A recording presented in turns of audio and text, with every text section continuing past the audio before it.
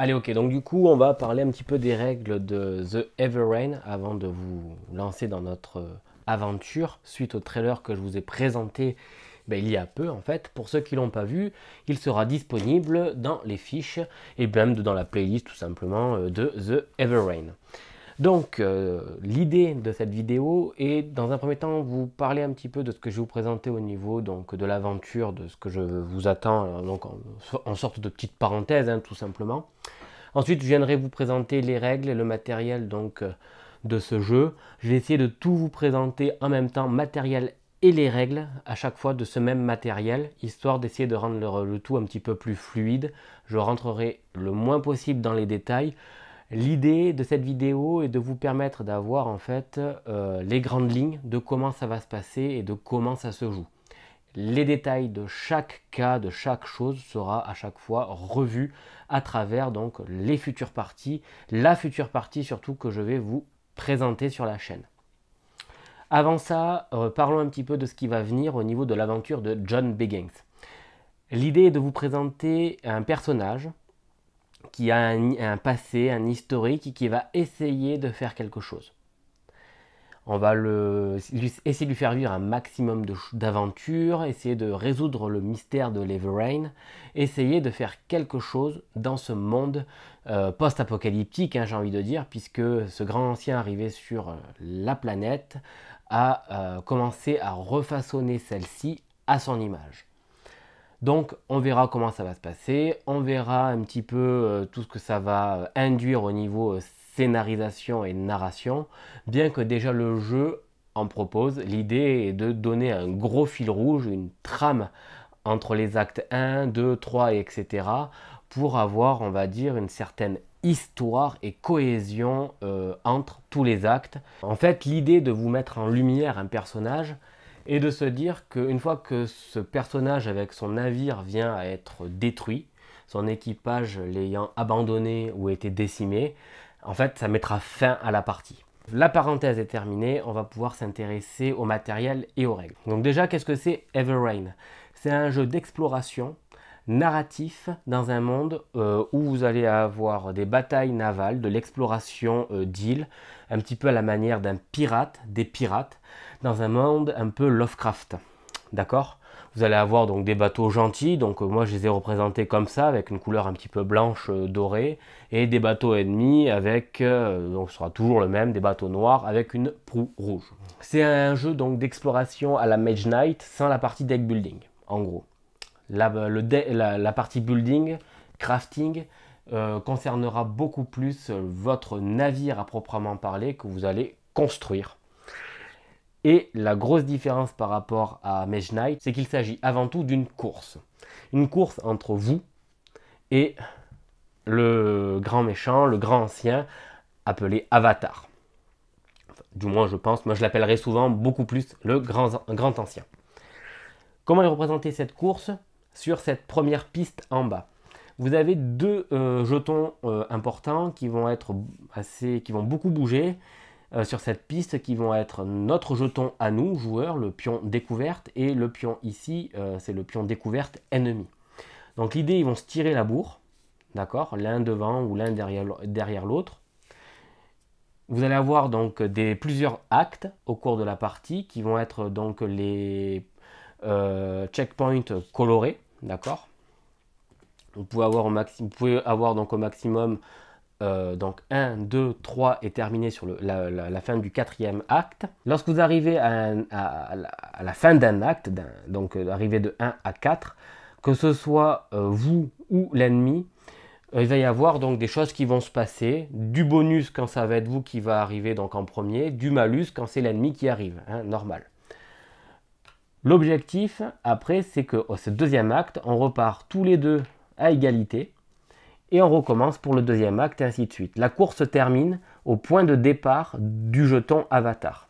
Je précise ça parce que l'Avatar, lui, il va avancer. Généralement, il va avancer lorsque lui, il va terminer un acte avant nous, dans la majeure partie des cas, ou lorsqu'il va y avoir des événements, des choses qui vont se passer, ou lorsqu'il va nous devancer un petit peu trop, c'est lui qui va avancer. La course est gagné lorsque le pion découverte joueur est arrivé avant sur la case de départ du jeton avatar.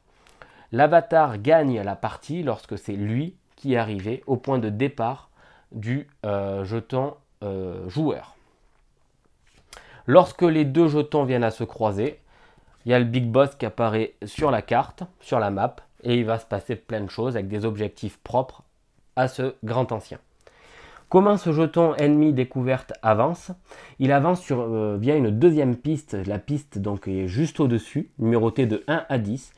Ce pion va avancer de 2 plus le nombre de joueurs au cours de la partie. Ici, nous serons un joueur, donc ça va avancer à chaque fois de 3. Une fois qu'il arrive à 10, il retombe à 1, enfin, il recommence son échelle, hein, il recommence ainsi, indéfiniment jusqu'à ce que la partie se termine. Et à chaque fois qu'il arrive à 10, le jeton découverte ennemi avance. Ok, avance d'une case. Donc voilà, le jeu est une course d'exploration, donc via des tuiles comme celle-ci. Donc c'est des tuiles avec plusieurs hexagones, où vous allez avoir un bateau qui va être votre figurine principale, votre navire, qui va aller donc explorer des ports, des épaves, des îles, mais aussi des hôtels. Donc c'est là où il va y avoir c'est des lieux de culte par rapport aux grands anciens pour essayer de le faire émerger et qu'il puisse, on va dire, changer encore plus la face du monde. Donc vous allez avoir votre bateau, il va pouvoir aller donc dessus chaque point bien évidemment pour faire des explorations, mais il va aussi traverser des mers très déchaînées qui vont être beaucoup plus dures à manœuvrer et beaucoup plus dures pour s'en sortir aussi. Donc il va falloir essayer de faire attention donc à cette partie de navigation. Donc on rentrera dans les détails quand ça sera le moment. Et vous allez avoir donc bien évidemment des navires ennemis qui vont venir en fait vous casser un petit peu la gueule. Ils vont apparaître à chaque fois que vous aurez ce symbole sur une tuile. Et lui, il aura à chaque fois un objectif représenté par ce jeton-là, qui pourra être d'aller donc sur un port, d'aller sur une épave, de rejoindre un hôtel, qu'importe. Et il va donc devoir aller se diriger dessus. Une fois qu'il arrive dessus, ça fera progresser encore la piste là-haut. Bien évidemment, ça veut dire qu'il va y avoir des batailles navales. Hein, ça a l'air de couler de source, mais bon. Je fais vite fait le tour au niveau des cases qui vont être accessibles. Le port, ça sera donc cette tuile-là que je vais dévoiler après. Ce qu'il faut comprendre, c'est qu'au niveau du port, vous êtes intouchable par rapport aux navires ennemis. Ils ne peuvent pas vous tirer dessus, mais vous ne pourrez pas non plus utiliser vos ordres d'attaque sur les navires ennemis. Et ça vous permet aussi de vous débarrasser de tous les ennemis que vous avez sur votre pont si vous n'arrivez pas à vous en débarrasser. Donc le port, c'est une case qui est très intéressante. À la sortie des ports, vous avez généralement des mers calmes. Il ne se passe rien, si ce n'est que si vous finissez sur une mer qui soit agitée ou calme, vous allez devoir tirer des cartes événements maritimes qui vont vous faire avancer, vous faire entrer dans une histoire. On dévoilera ça au cours de la partie. Vous allez ensuite avoir des hôtels. Donc les hôtels, c'est, comme j'ai dit, c'est des lieux de culte où il va falloir essayer peut-être de les fermer, ces hôtels, pour éviter qu'à chaque fois que vous arriviez sur cette tuile, et là on parle bien de tuile, donc c'est l'ensemble de tous ces hexagones, que vous ayez à chaque fois que vous passez sur une tuile où il y a un hôtel, à devoir mettre à chaque fois un ennemi sur votre pont. Ou alors, ok, une autre solution, c'est que vous allez devoir contourner cette tuile pour éviter de subir ça. Voilà. Donc à prendre en compte, c'est là où il y a les méchants qui arrivent. Vous allez avoir ensuite des îles, comme représenté ici. L'idée de ces îles, en fait, c'est d'aller les explorer. Donc il y a deux manières de jouer dans Everend avec les explorations des îles. Tout simplement tirer la carte exploration des îles. Soit une version alternative avec cette petite carte-là, où on va venir mettre des petits pions mystères. On va mettre nos marins qui sont disponibles pour l'exploration et leur faire vivre l'exploration jusqu'à avoir comme but ultime tirer cette fameuse carte. On va l'utiliser parce que ça permet d'apporter un peu plus de narration, un peu plus de contexte et donc d'immersion, donc on ne va pas s'en priver. Pour ce qui est de la suite des cases, vous l'aurez compris, le jeton avec ce symbole ici va permettre de faire apparaître des navires ennemis qui vont avoir comme à leur apparition un lancer de dés pour déterminer leur orientation, leur mouvement. Et chaque carte ennemi navire va leur dire quel sera donc leur prochain objectif. Quand les ennemis apparaissent, ils apparaissent en priorité déjà sur cette case-là et sont orientés pour faire le chemin le plus court, mais aussi avec le moins d'obstacles possible. J'entends par là que s'ils peuvent éviter de passer par une mer agitée pour être aussi embourbés dans des eaux déchaînées, ils le feront. Eux aussi, ils sont emmerdés par ça. Je vous ai parlé de batailles maritimes. Les batailles maritimes fonctionnent un petit peu comme dans tout jeu d'escarmouche. Vous avez une ligne de tir. Donc dès que le centre de la tuile ne peut pas atteindre le centre de la tuile où se trouve le navire ennemi parce qu'il y a une terre, une île au milieu ou une épave, à ce moment-là, on ne peut pas tirer dessus. Donc il faudra se mettre sur des zones dégagées pour pouvoir taper sur le bateau ennemi. Donc il faudra prendre en compte. C'est un petit peu une donnée que j'ai tendance à oublier parce que en fait ce qui aurait été aussi intéressant, c'est que lorsque vous avez un port, c'est avoir une figurine de port, une figurine d'île, etc. Un petit peu comme dans la version de luxe de Terraforming Mars où vous avez vraiment un monde en relief qui se créait. Là, il aurait peut-être fallu ça pour montrer vraiment où est-ce qu'il y avait des lignes de vue importantes et par quoi elles pouvaient être bloquées, ces lignes de vue. Je vous ai parlé d'épaves, du coup, donc les épaves sont représentées ici. Quand vous prenez votre bateau, vous allez sur une épave, vous allez pouvoir lancer un dé. Celui-ci, c'est le dé du destin. En fonction du résultat que vous faites, vous avez une petite grille, une petite échelle comme celle-ci, qui vous dira ce que vous avez trouvé dessus. Ça permet d'avoir un petit peu d'aléatoire et ça peut être vraiment très sympa ce type de façon de découvrir des trésors. Moi j'aime beaucoup. J'aime beaucoup, c'est thématique et donc ouais, c'est cool quoi. Ça c'est bien pensé. C'est d'ailleurs une mécanique qui revient beaucoup, se lancer pour savoir quel type de butin on va avoir. Je vous ai dit qu'il s'agissait d'une course. Mais je ne vous ai pas dit comment on faisait avancer finalement notre pion découverte. Notre pion découverte, il avance lorsque l'on va dépenser des indices au port pour dire j'ai trouvé des choses sur le mystère de l'Everen. Donc vous allez au port, vous dépensez des indices et 5 indices permettent de faire avancer de 1 votre jeton découverte.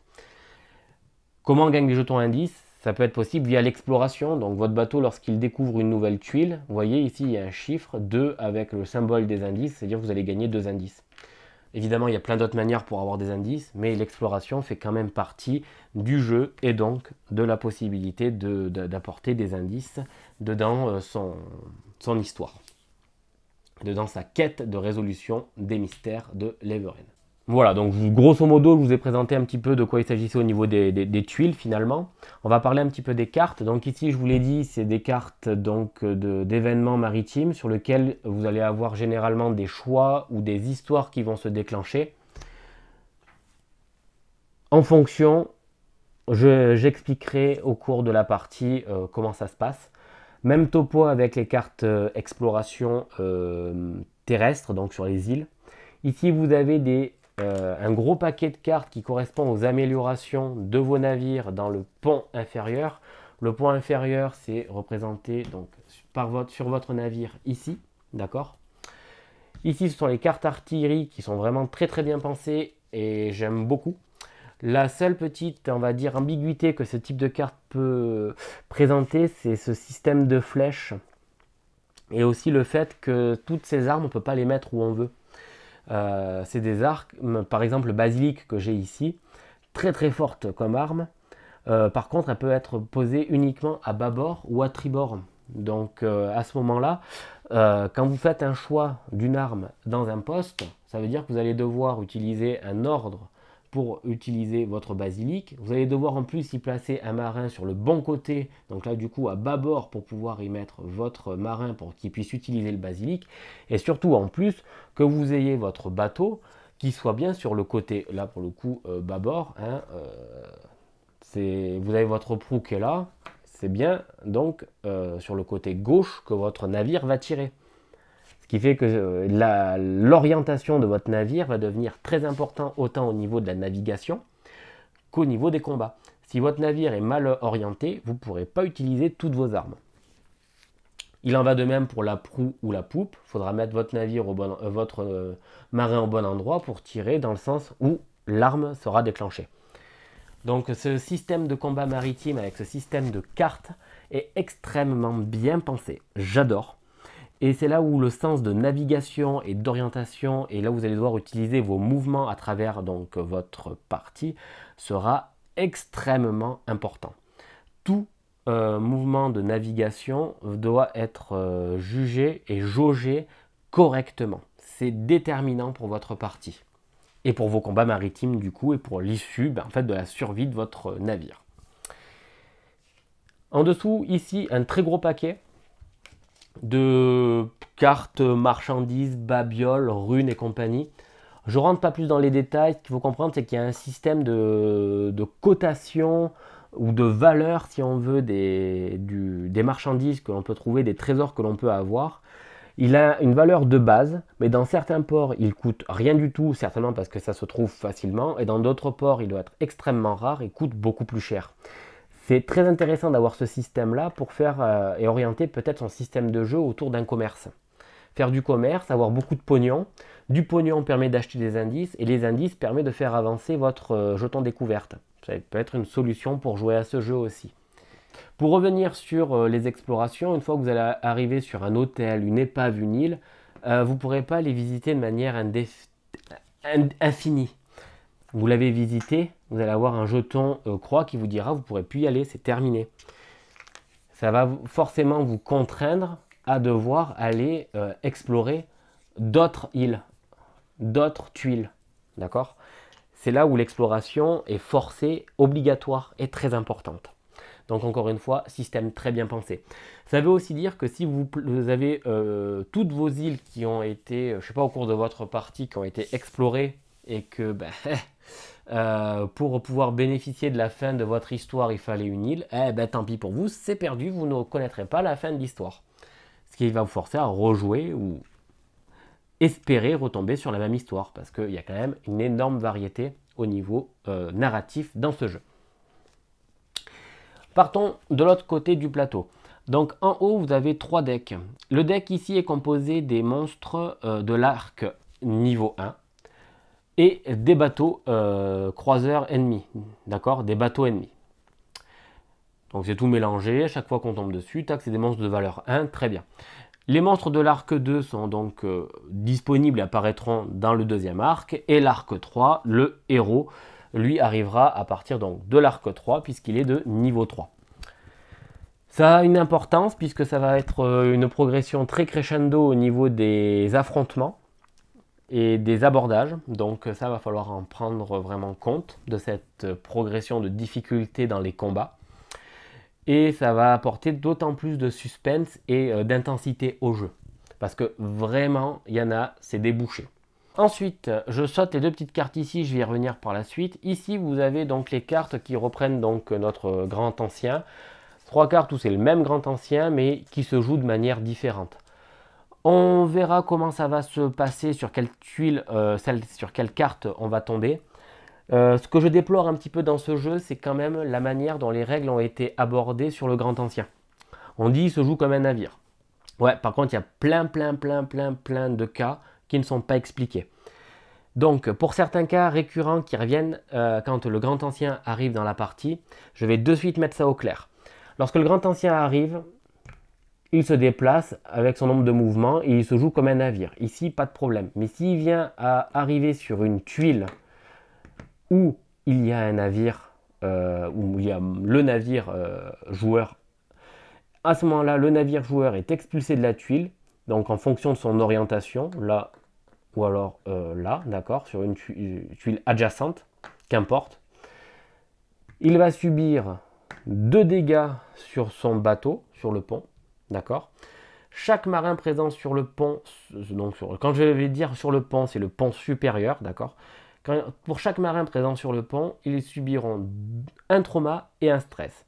À savoir que dans la majeure partie des cas, les dégâts que les marins reçoivent, c'est soit un trauma, soit un stress. D'accord? Donc là, en fait, tout serait multiplié par 2 au niveau des dégâts, ne serait-ce que lorsque le grand ancien progresse sur une tuile où le navire est présent. Non, j'apporte quand même, je vais un tout petit peu rectifier, c'est pas sur la tuile où le navire est présent, c'est sur la case, sur l'hexagone où le navire est présent. Parce qu'en fait, on ne peut pas avoir une superposition comme ça, c'est pas expliqué, donc moi je vais jouer comme ça. Comme ça, au moins, ça c'est clair, c'est dit de suite et il n'y a pas de problème. Allez, du coup, on va pouvoir parler des tuiles qui sont ici, qui sont extrêmement bien pensées. C'est des tuiles de matelot. Donc les matelots, il en existe deux types. Vous allez avoir donc des matelots spécifiques, appelés des loups de mer, représentés donc par exemple les deux personnages, les deux marins que je vous ai mis ici. Ils ont chacun une figurine qui leur est attitrée et il n'existe qu'un seul et unique exemplaire. Pour ce qui est des autres matelots, on va dire plus rudimentaires, classiques, vous pouvez avoir par exemple 3, 4 fois même ce type de matelot là. Donc ça devient assez problématique parfois pour les identifier. Donc ce que j'ai fait, c'est que si par exemple pour ce marin là, je viens vous dire, ben voilà, on a 3 marins en jeu, comment on les détermine? Le jeu proposait un système de numérotation qu'on mettait donc sur le dessous du marin pour pouvoir en fait le reconnaître. Je trouve que c'était assez mal fait. Donc ce que j'ai fait au cours de la peinture, je leur ai fait un liseré à chaque fois différent. Donc celui qui n'a pas de liseré, c'est le numéro neutre. Il y a un orange, il y a un vert. Et du coup, j'ai fait des petits jetons ici que je viendrai mettre donc à chaque fois à côté pour pouvoir les identifier. Et je pense que visuellement, c'est plus facile sans être vraiment très agressif et trop présent sur le jeu. Donc c'est ma version, c'est mon système. Moi, ça me convient. Donc au moins, vous savez à quoi correspondent ces jetons que je me suis créés et pourquoi il y a des petits liserés de couleurs sur certaines socles de figurines. Pour revenir à nos matelots, les matelots, on va dire, loups de mer sont beaucoup plus puissants que les traditionnels. De base, ils ont généralement plus de points de vie, des statistiques plus importantes dans les suivants en fonction des îles et des ports. Et généralement, ils lancent plus de dés. Donc, on va prendre un petit peu l'anatomie d'une carte matelot. Ici, c'est le nombre de dés qu'il va lancer au cours des batailles, des affrontements, des abordages. Ici, c'est le nombre de traumas stress cumulés qu'il peut prendre. C'est très très bien pensé. Et c'est pas parce qu'il y a 4 trous qu'on peut prendre que 2 traumas ou 2 stress. Non, non, vous pouvez très bien vous retrouver dans une situation où votre collègue il a pris 3 traumas comme ça. Pas de souci, c'est cranté, c'est bien pensé. Enfin, franchement là-dessus, c'est super cool. Ensuite, en dessous, vous avez des chiffres avec des symboles. Donc, quand il s'agit d'un palmier avec un 2, c'est tout simplement leur résultat pour les explorations sur les îles. Vous allez donc arriver sur votre île, vous allez devoir lancer un dé, donc c'est ce D10, et tous les chiffres qui seront de 0 jusqu'à la valeur de ce chiffre sera une réussite. Donc là, 2, ça veut dire que votre marin est vraiment nul pour les explorations des îles. Par contre, 6, c'est dans les ports, où là, ben, il va être un peu plus performant. Donc de 0 à 6, c'est une réussite, de 0 à 2, c'est une réussite pour les îles. Voilà. Parfois, vous allez effectivement lancer un petit peu moins de dés, comme ce matelot ici. Par contre, il va avoir des résultats un petit peu plus performants pour ce qui est des explorations îles et des ports. Le chiffre qui est en dessous, c'est son coût. Quand vous allez le démarcher dans la taverne, il va falloir lui payer un gage d'entrée. Vous le payez, c'est son coût. À la fin de chaque acte, il faudra payer votre équipage. Donc attention à toujours avoir un peu d'argent sur vous pour au moins payer un marin. Si tout votre équipage déserte parce que vous n'avez pas pu le payer, la partie se termine. Enfin, du moins, votre bateau est terminé, quoi. Mais pour nous, ça serait la partie se termine. Allez, voilà, donc c'était pour les marins. On va passer maintenant à autre chose. Donc du coup, maintenant, il va être nécessaire de vous parler de ce plateau-là. Donc ce plateau, c'est votre plateau navire. Pardon. Le plateau ici, c'est le plateau navire. Vous avez son nom, sa couleur. Vous avez ici donc le pont inférieur qui sera toujours composé au début de la partie d'une cabine et d'un canot. Le canot permettant l'exploration des îles et la cabine permettant de récupérer des stress. Et surtout de pouvoir y placer des personnages que vous allez pouvoir transporter d'un port à un autre. Parce que vous allez avoir parfois des passagers. En dessous, vous avez ce que l'on appelle la piste d'artillerie. Donc bâbord, tribord, proue et la poupe. Donc en fonction de là où vous mettez vos armes, il faudra déplacer vos personnages sur le pont supérieur pour les utiliser convenablement. Et donc aussi orienter votre bateau. Je l'ai déjà dit, j'en parle pas plus. En dessous, vous avez ici votre soute, la soute qui est composée au maximum de 3 objets. Bien évidemment, si vous venez à piocher un 4e, dans les 3 objets que vous avez de disponibles, On ne vous demandera pas de le défausser, vous pourrez en choisir un parmi les trois que vous pourrez utiliser directement pour éviter d'avoir à le défausser pour rien. Vous allez retrouver ici les cartes histoire. Ah, je vous ai parlé de cartes, d'événements, d'exploration et je vous ai dit que ça allait apporter un trait narratif. Ces cartes histoire sont représentées par ce gros deck de cartes, elles sont numérotées à chaque fois. Et quand on vous dira d'aller chercher telle ou telle carte histoire, on viendra les poser ici. À la fin d'un acte, elles vont rejoindre chaque, on va dire, pile de cartes qui leur est attitrée. Imaginons que voilà, vous avez déclenché un événement marin et que la suite de l'histoire est sur la mer. Si vous voulez savoir la suite de l'histoire, il faudra s'arrêter sur une case mer et donc pouvoir tirer la prochaine carte événement mer qui sera la suite de votre histoire. Ça a une partie, je trouve, très intéressante. Le gameplay est complètement lié en plus à cette mécanique-là. Donc c'est extrêmement bien pensé. J'admire le travail qui a été fait à ce niveau-là. Ici, c'est ce que je vous ai dit, c'est les passagers. Donc lorsque vous allez avoir un passager vous allez pouvoir rencontrer et aller chercher sur peut-être des îles, mais surtout, je pense, au niveau des ports, ça va être représenté par ce type de jeton ici que vous allez venir mettre donc dans des cabines, d'accord. Donc il y a autant de place qu'on veut dans les cabines, hein, il n'y a pas de souci. La seule chose c'est que si vous souhaitez bénéficier de la capacité spéciale de la cabine qui est récupérée du stress, à ce moment-là vous allez devoir utiliser un ordre de marin représenté par le jeton qui est ici, mettre votre bonhomme en question sur le cercle de la cabine. Et notre marin qui a utilisé un ordre pour pouvoir récupérer du stress se verra attitré d'un petit jeton comme celui-ci, qui est un jeton fatigue, ça s'appelle comme ça. En fait, l'idée de ce type de jeton, c'est d'éviter d'utiliser 3 ordres fatigue pour pouvoir faire 3 fois l'action de la cabine. Ce jeton fatigue interdit la réutilisation à ce marin d'une amélioration du pont inférieur. On rentrera dans les détails au cours de la partie, ne vous inquiétez pas. J'ai déjà fait une petite transition sur les ordres, car oui, comment marche le système de jeu et de l'ensemble de votre équipage par des ordres. Au début de la partie, vous avez 3 ordres marins représentés par les têtes de mort poulpées, donc ici. Donc les ordres de marins, généralement, c'est pour les ordonner à faire des actions soit dans le pont inférieur, soit se déplacer sur le pont supérieur. Les ordres de navigation, quand vous dites voilà, hop, j'utilise un ordre de navigation, c'est soit pour c'est-à-dire que vous allez pouvoir vous déplacer de 1 ou tourner votre navire de 1. Je rentre un tout petit peu dans le détail. Il y a ce même type de symbole sur le pont supérieur. Quand vous avez des marins sur des symboles navigation, ici en l'occurrence 2 marins, ça veut dire que votre ordre de navigation vaut 1 plus 2, donc 3.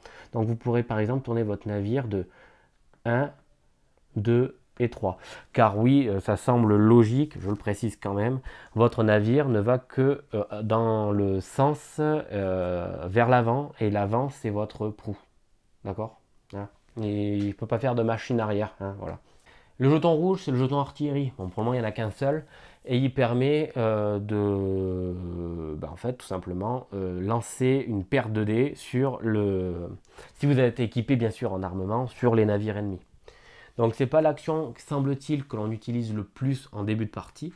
À voir par la suite. Il existe un autre type de jeton, c'est un jeton vert, ça s'appelle des jetons joker, ordre joker. Ceux-là, ils sont éphémères. Vous pourrez les utiliser qu'une fois. Mais ça peut être un ordre de navigation, un ordre de marin ou un ordre de tir d'artillerie. Voilà. Sur le pont supérieur, donc plusieurs zones représentées par ces cercles jaunes, numérotés de 0 à 9, comme sur le dé 10, d'accord. Et vous allez avoir donc les mêmes symboles que les ordres désignés juste au-dessous.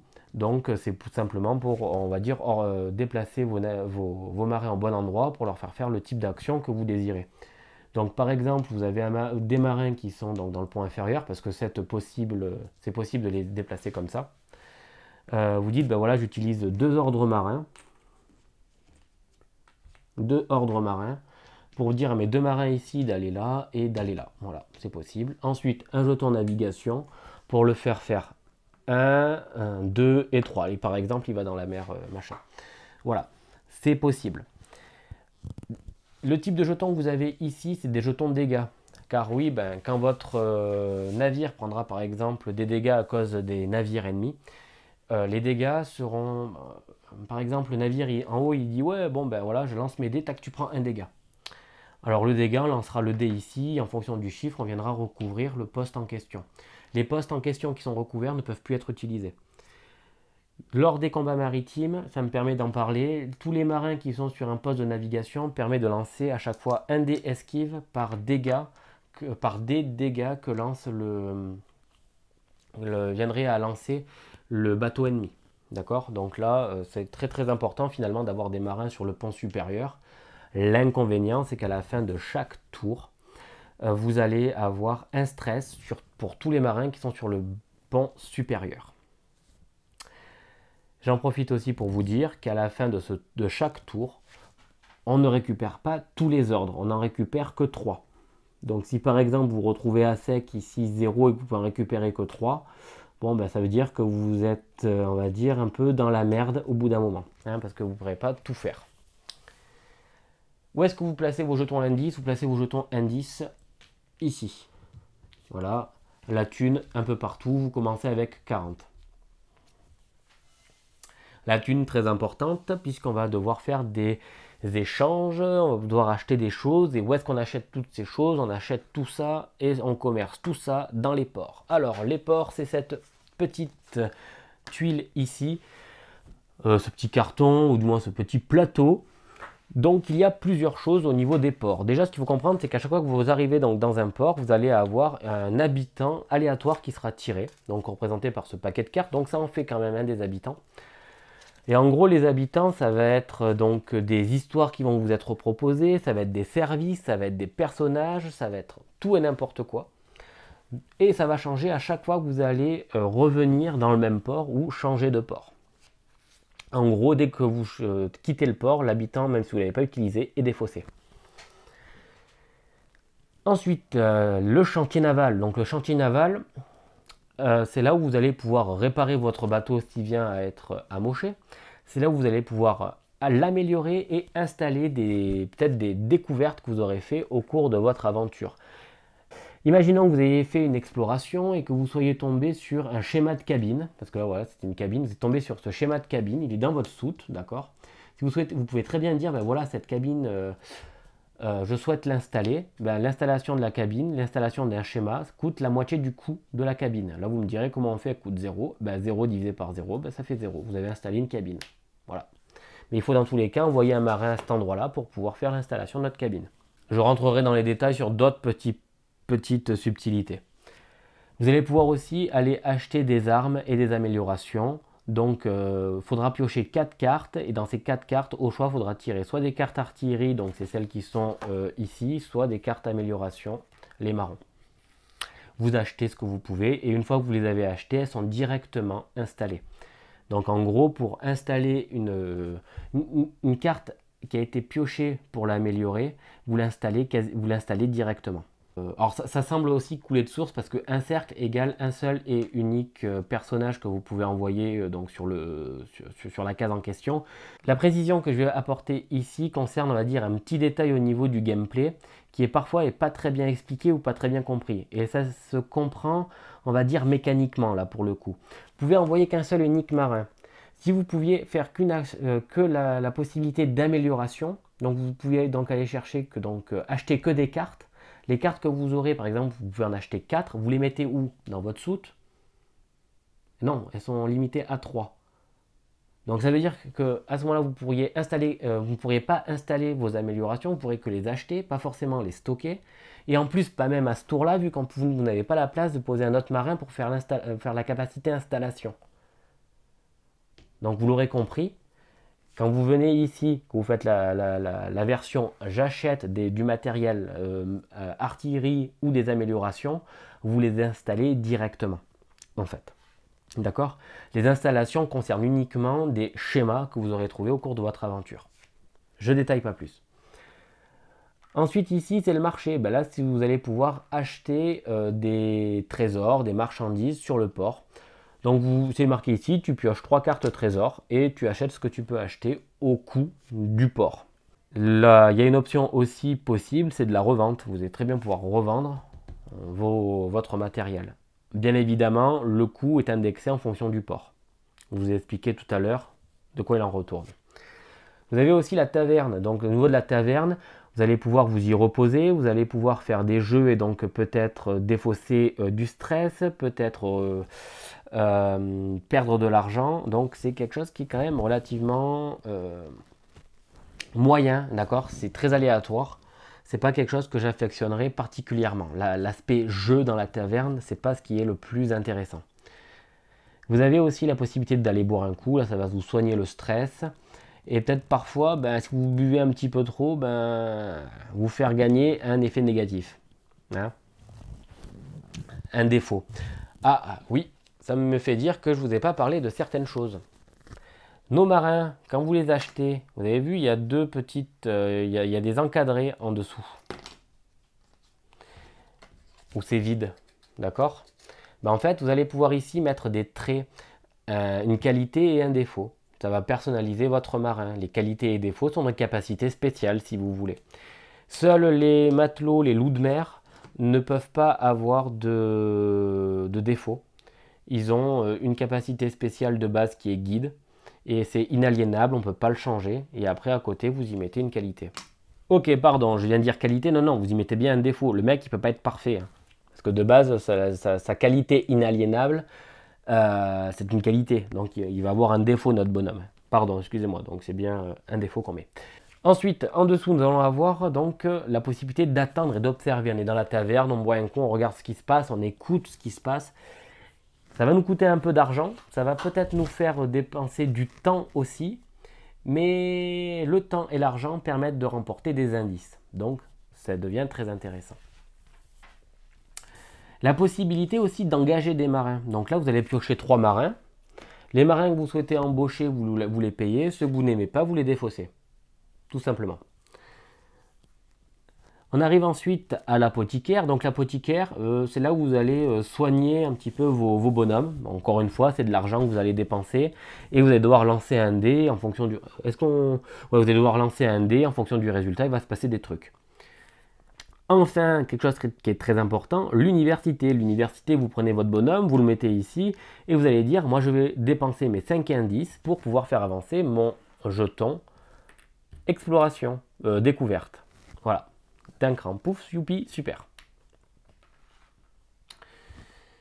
Bon, allez, tout ça pour vous dire, bon, je vous expliquais comment marche, ce qu'il y avait donc au niveau du marché, mais je ne vous ai pas dit comment on allait au marché. Bon, en fait, c'est très simple, c'est tous les marins que vous avez à bord, vous allez quand je dis à bord, c'est pas forcément sur le pont supérieur, c'est le pont supérieur plus inférieur. Vous les faites descendre au port, c'est pas une obligation, c'est une possibilité, et vous les déposez là où vous souhaitez faire des actions et dans l'ordre que vous voulez, d'accord? Un cercle, une figurine, une action, tout simplement. Donc plus vous avez de marins, plus vous faites d'actions au port. Combien de marins on peut avoir dedans votre bateau? C'est limité à 1, 2, 3, 4 emplacements. Il n'y a pas de précision à porter à ce niveau-là. Donc pour moi, c'est 4 marins, donc un équipage composé de 4 personnes qui peut être augmenté via la capacité des passagers, via les pions passagers. Et c'est tout. Enfin, il me reste à vous parler d'une dernière unique chose. C'est une version alternative du jeu qui concerne les abordages. Donc un abordage, vous prenez votre bateau et vous foncez sur le navire ennemi. Vous mettez sur une case adjacente et vous dites « Let's go abordage ». Représenté par ce plateau. Donc ça ici c'est le bateau du navire ennemi. À ce moment-là, vous êtes à l'acte 1, vous allez pouvoir mettre vous allez devoir mettre un méchant de niveau 1, donc du coup ça sera une figurine. Vous êtes à l'acte 4, vous allez devoir mettre des monstres jusqu'à ce qu'il y ait une valeur de 4, donc potentiellement 4 adversaires. D'accord? Vous l'aurez plus ou moins compris et sous-entendu, plus vous allez avancer dans l'histoire, plus les abordages deviendront difficiles. Puisque à l'acte 1, il sera très facile de pouvoir occasionner des abordages à 4 contre 1, alors qu'à l'acte 4, à l'acte 3, vous allez devoir, on va dire, serrer les fesses, parce que vous allez pouvoir faire au maximum du 2 contre 1. Quoi. Ce qui me fait vous parler des combats. Alors, les combats, lors de l'abordage, déjà, pour commencer, vous allez avoir donc votre navire qui viendra donc coller juste à côté. Le navire ennemi est comme ça. Et imaginons que je sois dans ce cas de figure-là, je suis à l'acte 1, d'accord? Le navire est ici, où le notre cultiste apparaît. Notre cultiste apparaît, on lance le dé, il apparaîtra en 8. 1, 2, 3, 4, 5, 6, 7, 8. Il apparaît ici et on a en fait une liaison directement qui est faite. Hein.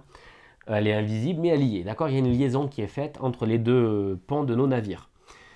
Ensuite, dès qu'un monstre apparaît, que ce soit un navire ou un personnage, on lance un dé et en fonction du résultat, vous avez donc des présages, des mouvements, des dés attaques.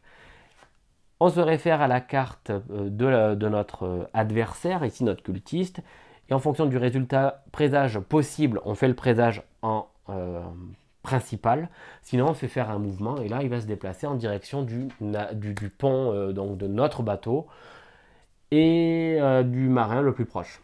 Son objectif à chaque fois, c'est d'aller casser la gueule à un marin, et ou de se déplacer, attaquer et casser le navire. D'accord ? On détaillera cet aspect-là plus tard. Pour ce qui est des combats, quand c'est les marins qui engendrent une mêlée, ça s'appelle comme ça, donc qui viennent à être déplacés du pont supérieur au navire ennemi, au pont supérieur ennemi, donc vous le déposez donc, là où vous voulez, en fait au final, hein, vous pouvez très très bien faire ça, pas de souci. À ce moment-là, vous allez avoir une mêlée qui sera déclenchée. Lorsqu'une mêlée est déclenchée, le cultiste ennemi, imaginons qu'il a 3 dés lui pour attaquer ou se défendre, on va lui retirer un dé. C'est pour montrer qu'il y a un avantage aux marins, c'est eux qui ont engendré le combat. Ensuite, notre marin ici, il devait lancer 2 dés par exemple, il va lancer ses 2 dés d'attaque. On lance, on fait la soustraction et on regarde ce qui se passe. Quand c'est les adversaires qui viennent à attaquer, à reprendre on va dire la suite de la mêlée, notre cultiste qui lui avait 3 dés récupère donc le dé qui lui a été soustrait. Notre bonhomme en défense va pouvoir avoir le choix soit de lancer 2 dés pour esquiver, soit de mixer dés offensifs et dés défensifs pour se dire que dans son esquive, il a contre-attaqué et espérer faire un dégât. Voilà, donc les dégâts, les abordages, les mêlées se résolvent à coups de dés. Le système de dés des ennemis est extrêmement bien pensé puisque lorsqu'il y a on va dire, des résultats qui sont complètement aberrants. Dans une mêlée, imaginons qu'on lance que des dés avec des mouvements, on se dirait ils peuvent rien faire, tant pis pour lui. Là non, on lui dira tu transformes 2 dés mouvements en une attaque, en un dégât. Et s'il vient à tuer son opposant, il va pouvoir se déplacer en direction du futur marin. Donc je trouve le système de combat quand même très bien pensé, surtout pour les ennemis.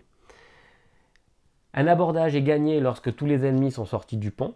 Lorsque vous tuez un ennemi, sur sa carte est indiqué le nombre de jets du destin qu'on peut faire et savoir quel bulletin on a gagné. Plus vous tuez de figurines, plus vous avez de bulletins, ça semble logique. Si par contre c'est votre équipage qui vient à perdre l'abordage, à ce moment-là, l'abordage est perdu. Ce qui fait qu'il y a, on va dire, ici, une chose qui est très importante à comprendre. Normalement, il est précisé que seuls les marins qui sont sur le pont supérieur peuvent participer au combat.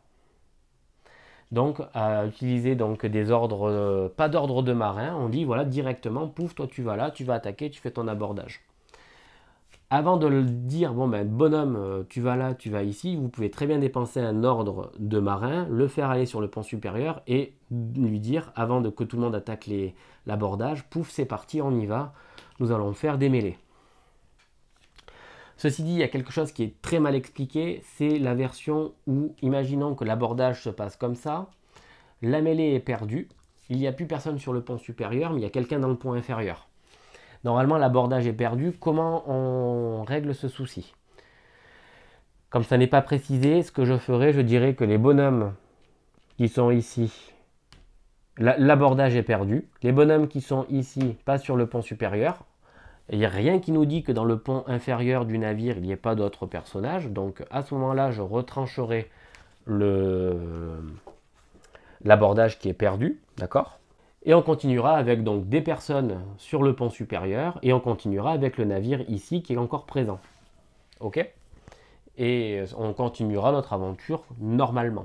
Puisqu'il est possible que parfois sur des événements marins, vous ayez un bonhomme qui apparaisse sur votre pont supérieur et vous ne savez pas pourquoi, il est là, il est présent, il vous a pris d'assaut votre bateau. Donc je ferai comme ça lorsqu'on a encore des marins dans la partie inférieure. Si vous venez à remporter votre abordage, donc vous retirez à ce moment-là le bateau, d'accord? Il n'y a pas d'épave, il n'y a rien, le bateau est juste retiré, mais il n'a plus d'équipage. C'est ce qui est sous-entendu. Vous gagnez juste les butins et c'est terminé. L'avantage des abordages, c'est de pouvoir en fait éviter que le navire ait rejoint donc son objectif et donc faire avancer le pion ici. Lors des combats maritimes, je ne l'ai pas précisé, lorsque vous détruisez un bateau ennemi, celui-ci se transforme en épave. Donc il y a des jetons épave. Voilà, vous mettez votre épave, par exemple on l'a coulé ici. Tac, le bateau il s'en va, il y a une épave, vous pourrez le visiter comme toute autre épave.